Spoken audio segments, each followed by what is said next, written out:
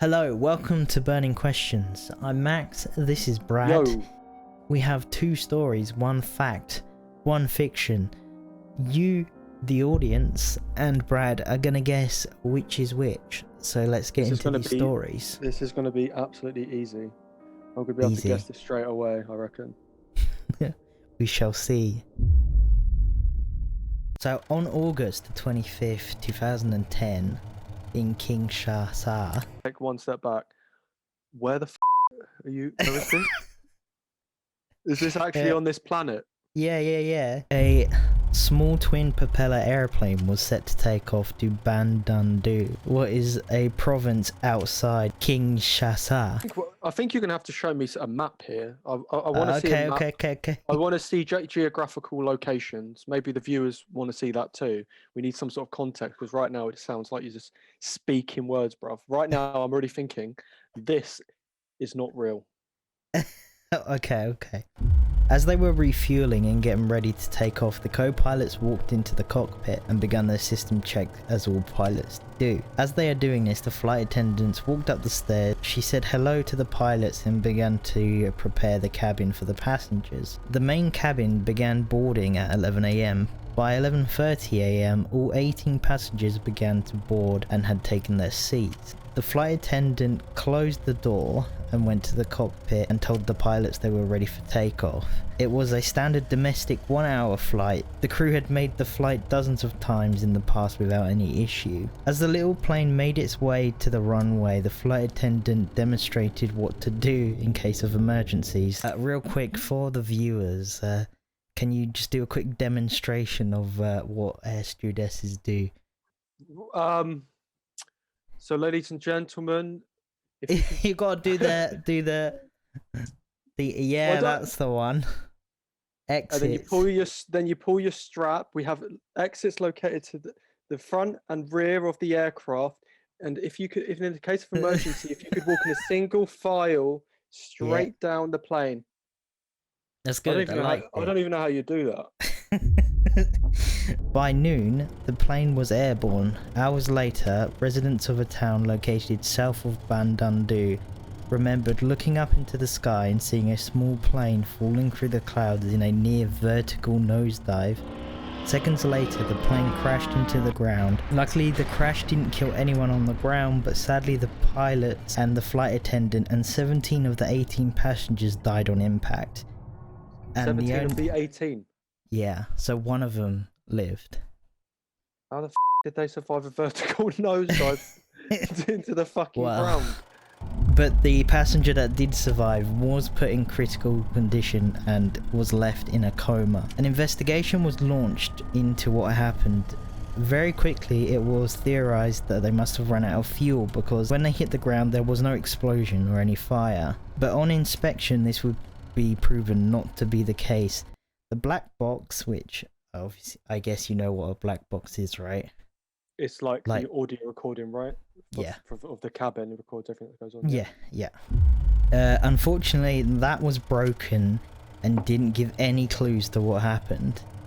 The investigators had no idea, but they speculated maybe they hit a bird in the air, maybe the engine suddenly failed, maybe it was even operator error, but they don't know. They didn't have a single clue. If you could guess what happened, what would you say? So there was no explosion. So No. we've got that down. There was no explosion. No. They retrieved the black box, right? Yeah, but it was broken. There anything? It was broken. So yeah. I'm not being funny, but the impact that hit as it hit the ground must have been pretty devastating. Those things are like armored, right? The black boxes. Yeah. I think it wasn't destroyed on impact, it just never recorded. It was like never set up properly. Right, that's suspicious. Right. And there was no signs. So did they have a look at the engines or? Yeah, they couldn't figure anything out to how this plane just nosedived. Just nosedived. Was there how was the weather? Was it stormy? No, it was fine. Everything was fine. My theory so far, and this I'm going on a wing here. The pilot, sometimes you get, pilots that lose it, and sometimes they crash yeah. directly into the ground. But then again, that wouldn't explain why there wasn't an explosion, which Yeah. is very rare considering how flammable, jet Yeah. fuel is. Yeah. Exactly. Well, lucky for us, the passenger that was put in a coma, a few days later, they came back through and they remembered in vivid detail what happened that day. They said the plane was making their final descent into Bandandu. The flight attendant was walking down the aisle and reminding everyone to put their stuff away, make sure their seatbelts were on and their seats were in the upright position. As she got halfway down the aisle, she looked towards the back of the plane and suddenly stopped and gasped. She covered her mouth and ran back to the cockpit. The passengers saw that she had panicked and immediately was concerned that something was wrong. So they stood up and looked towards the back of the plane in the direction she was looking. And right away, they knew what she was concerned about. What do you think they saw so far? So there was something at the back of the plane that made her panic and run away, right? Yeah. The end of the plane has just fallen off or something. But then again, I guess the whole plane, all of the fucking passengers would know, or possibly people would be sucked out the plane. Yeah, that's true. I don't think you'd walk down and see a hole and go, oh. It wasn't some sort of like creature or animal, was it? Well, okay. Like you hear those stories like where somehow we've all seen snakes on a plane. Yeah. Right. It wasn't like a snake on a plane, was it? No, anaconda just rolled its way out of the baggage. Came out the toilet like, you're right, boys. It was like, I'm a snake. Not quite, but there was a hissing crocodile making its way up the aisle. Someone must have smuggled it in as an exotic pet. Everyone realized what happened as they panicked and ran towards the front of the plane. The sudden shift of the weight threw the plane's center of gravity, causing it to nosedive. Hearing the story, the investigators remembered seeing a living crocodile had been found in the wreckage, but no one thought much of it because a lot of exotic animals were smuggled into the flights, especially crocodiles. On these types of flights were quite a regular thing apparently. What the Right, where's customs at? Yeah. Where is customs? Right. How the are they getting a crocodile through customs? I can't even get a bottle of water through customs. But those motherfuckers can get a fucking crocodile. Right, and this is the best part, right? Get this. The passengers often recognize the smell of crocodiles and report it before takeoff. They are kicked out the plane and arrested, but sadly no one smelled the crocodile. Right, first of all, what the hell does a crocodile smell like? That's a good question. That's what I want to swampy. I reckon it smells like moss. It's got a very strong mossy smell. Some mossy crocodiles are around here. Mossy. But did they find out where the crocodile came? Like, where did... I have so many questions. How can anyone not fucking see how big? Did they say how big the size of the crocodile was? No, they didn't say that. This could be a lizard. Well, they ran to the other side of the plane, so I think... Mate, I'd run if I saw a fucking spider. If there's the smallest little house spider, I'd run to the other side of a plane. Did they recover a crocodile's body from the wreckage?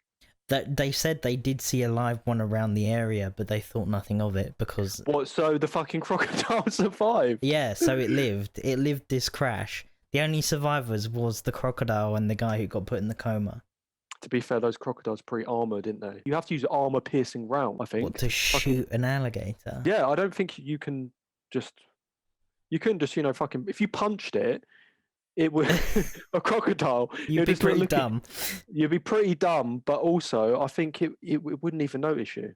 Okay, right. I'm not going to let you guess if that's true or not yet, because obviously we need to read the other story. It is very compelling, though. You gave a lot of good facts. Yeah. A lot of facts. I also have a lot of questions, though. So this one is titled Chloe's Window. That sounds dodgy. Chloe's window. Well, I'm really excited to hear about Chloe's window. Yeah. On February 2nd, 2002, a small household in Newark, Sussex were having an extension on their house. The family consisted Mate, of four hold on a members. minute. This isn't far from us. No, it's not. You're right. This is not far. I'm not going Not to say far. it because we're No, going yeah. to get tracked down and murdered, Yeah. but it's not far from us. The family consisted of four members: the mother Rachel, the father Aaron, their son Matthew, and their daughter Chloe. Daughter Chloe was disabled. This was a part of the reason of why they decided to get a house extension, as she couldn't access the second floor of the house and she was getting older. The Burings were in the middle of a messy divorce and kept it quiet from their kids. On the 15th of February, Rachel reportedly left the house to go shopping but did not return during the evening. Mr. Buring presumed she was with her family as she left after an argument about the amount of money spent on the house extension. So are they still living in the same house at this point? Yeah, I presume Mr. so. and Mrs. Burling. But yeah.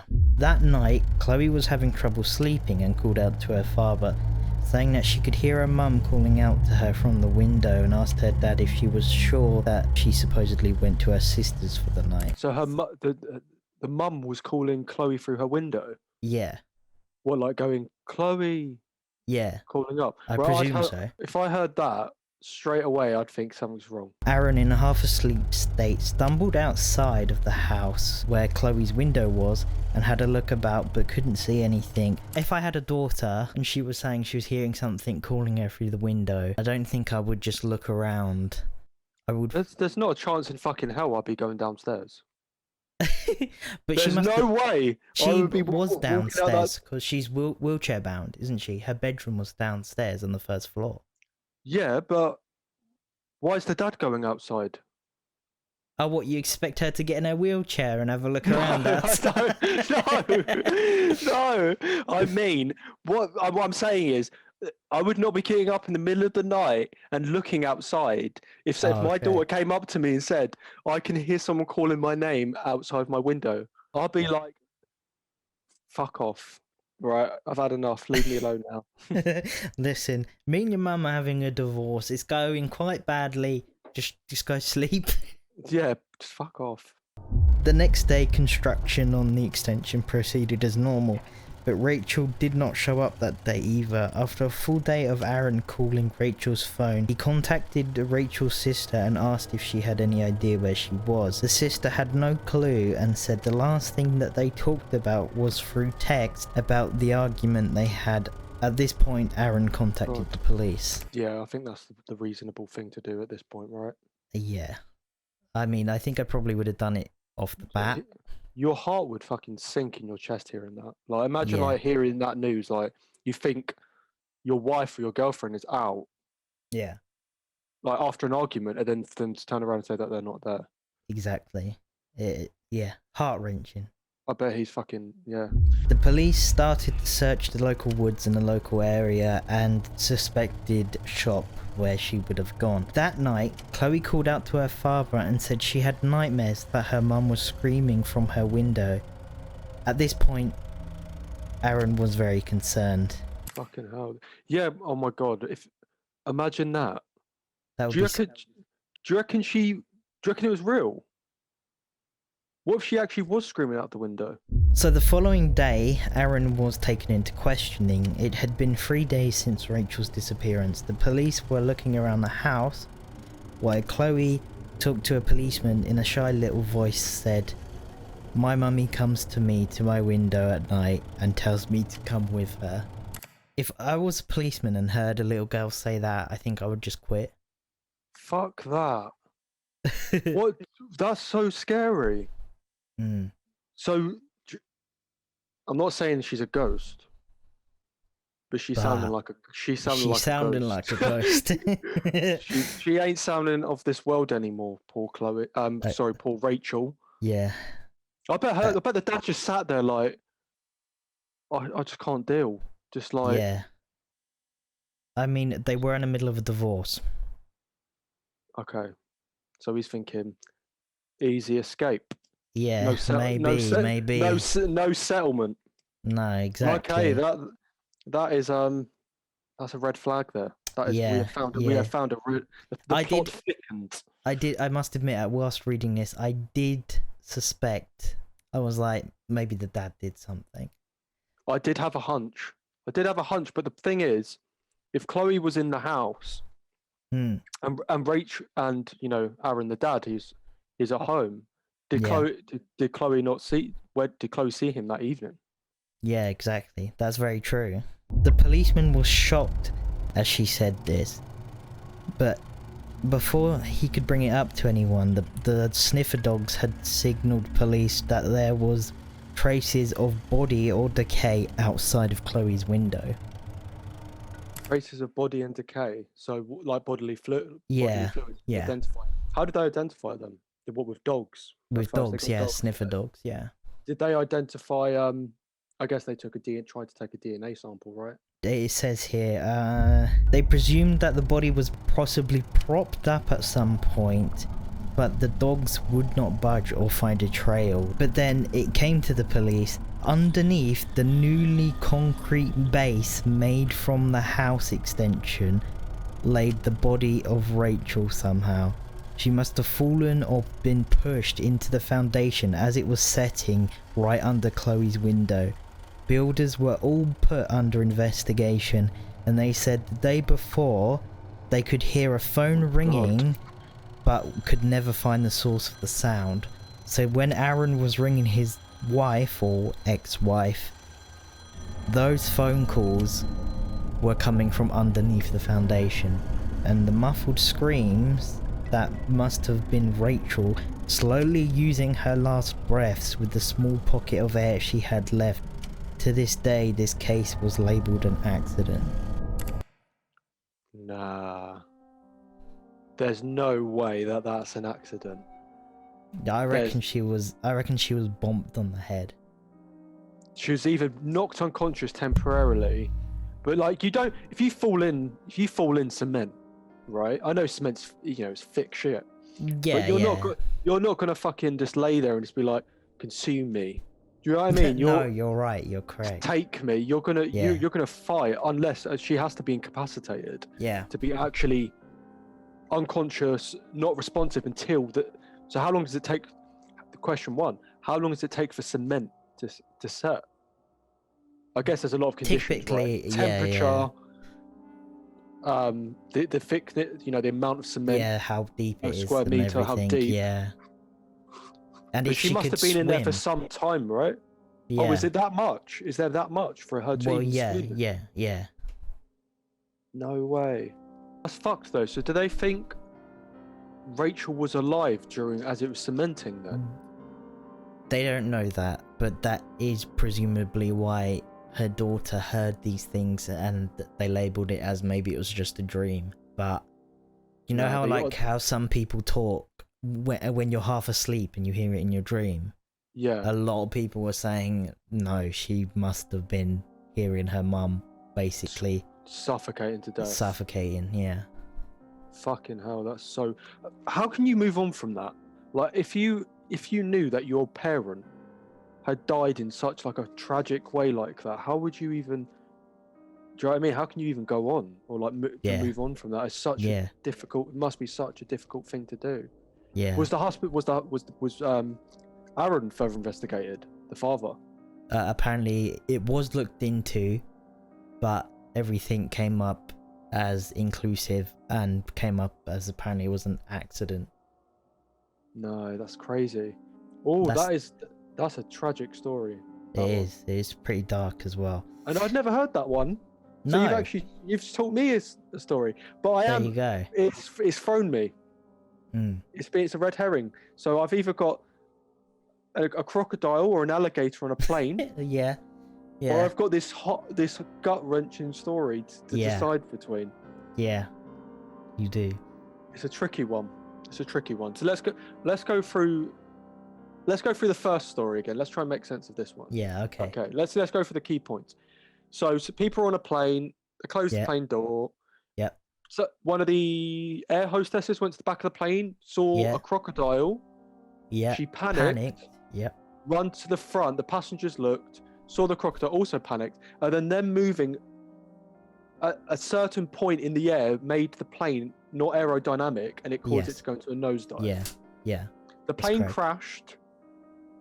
Somehow the crocodile survived. Yeah. Then moving on, we can compare it to Chloe's window story, where Chloe. See, this sounds very realistic to me. Like I've watched detective programs and I've heard some crazy shit. Yeah, there's definitely been crazier stories been said. So, okay, my final conclusion is on today's episode that I've got to go for Chloe's window. It's got to be Chloe's window. It's Chloe's window. Story, right? You believe that's the true story? I do. Is that your final answer? If it's not right, this isn't real life. There's no okay. Crocodiles don't go in planes. Right, go on. I hate to tell you this, Brad, but it's the crocodile one that's real. Fuck off! No way. Do you want to know where I found Chloe's story? I think where did you find Chloe's story? I wrote it 5 minutes before we decided to open up this recording. No, you didn't. I did. Fuck it. You're in the wrong business, man. You need to be a fucking screenwriter. What are you doing? I'd read that in a book. Maybe I'll consider it. Maybe we should write our own story. That's one of your, one of those ventures. You're undiscovered, man. That's good. But still, fuck that off a minute. How did the crocodile story even come about? Now, what are the names of these places again? What was the name of that airport? Kinshasa. Yeah. So Kinshasa International Airport. That's more believable. In the Congos, and the place they were traveling to, Bandundu, which is outside the province of. I'm googling this shit. Yeah, have a look it up. Bandundu. It's a real place. No way. Okay, wow. Thank you all for watching. Yeah. No. Thank you. Yeah, thank you. Welcome. And thank everyone else. Like the video. Yeah. Subscribe and stuff. Yeah. We want attention. We do. Bye.